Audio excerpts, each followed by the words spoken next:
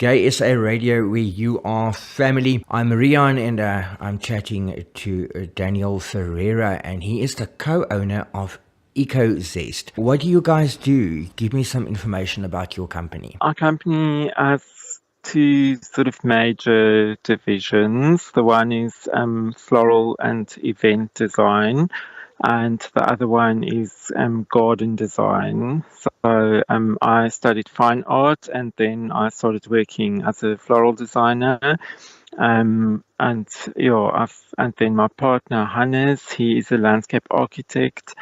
So he designs and installs gardens, and I'm more responsible for the floral design for corporate and events and weddings. Okay, now floral design, that is just such an interesting world opening up for me here. Just explain this context for me a little bit more. So, well, floral design basically would be, so if a client comes to us with a brief or a venue in mind for a special event or a wedding or whatever, we would look at the venue and talk to them about the whole concept, what they want, the look and feel, and then include all those different elements like the actual venue itself, the look and feel of the type of event I want to host, and then design the flowers according to that.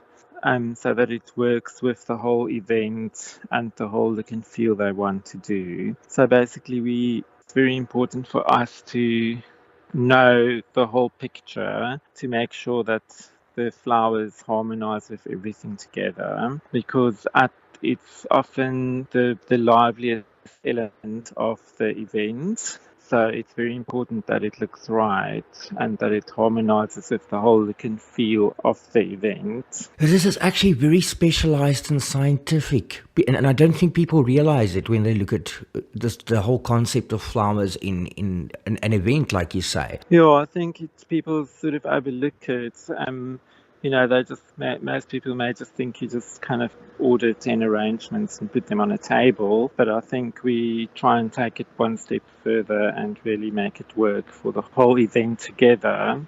Now, you are doing the flowers for Mr. Gay World. What kind of planning goes into an event like this? Yeah, so I had a meeting with John already, and we went to the venue and looked at the venue, and he told me what the layout will be, how the whole evening will work, how the stage will be set up and everything. So we need to look at all of those elements and then see where we can add vocal floral elements that will complement the whole evening without distracting from the procession of the contestants or from the judges viewing them. Yeah, so we looked at the whole stage design, how it works, and then we have to go further and figure out the type of mechanics we will use. So for this event, we may do some suspended floral compositions. So we then have to work out our mechanics for doing that, and then work out how much material we need, what type of flowers and natural material we need, and then make sure we can get all of that together. Yeah, so there's quite a lot of planning that goes into doing these things.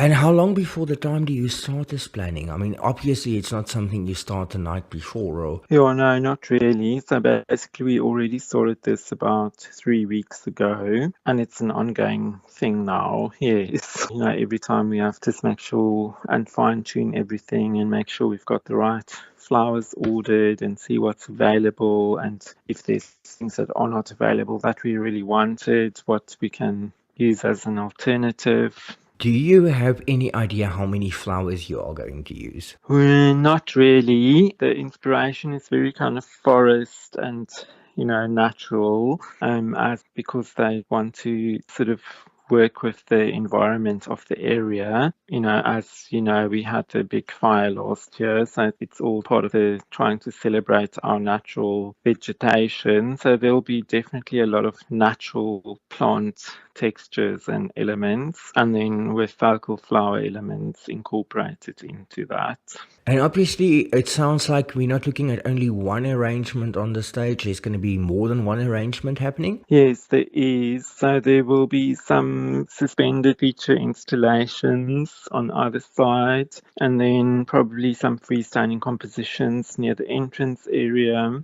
So there is quite a few different elements within the venue. Do you have any idea if you're only going to use seasonal flowers, or are you guys going to import flowers as well? We are using mostly seasonal flowers that we can source locally, but that it also depends on what we want to achieve, the look and feel we want to achieve. So often it is necessary that we do use some imported flowers. And of course, I think what makes this tricky is the fact that flowers do go off. So you can't exactly make these arrangements like a week before and have them ready and handy. A lot of this work is actually really stuff that's got to be done a day or two in advance before. Yes. So our work has got a quick turnaround lifespan, basically. There's a lot of planning that goes into it, quick setup, and it often is only there for a few hours and then it's gone again. Do you have a whole team of people helping you out, or are you Superman and you do all this by yourself? No, we do have a team of people that work with us, yes. So you can just delegate and say this goes there and that goes there? Not really that.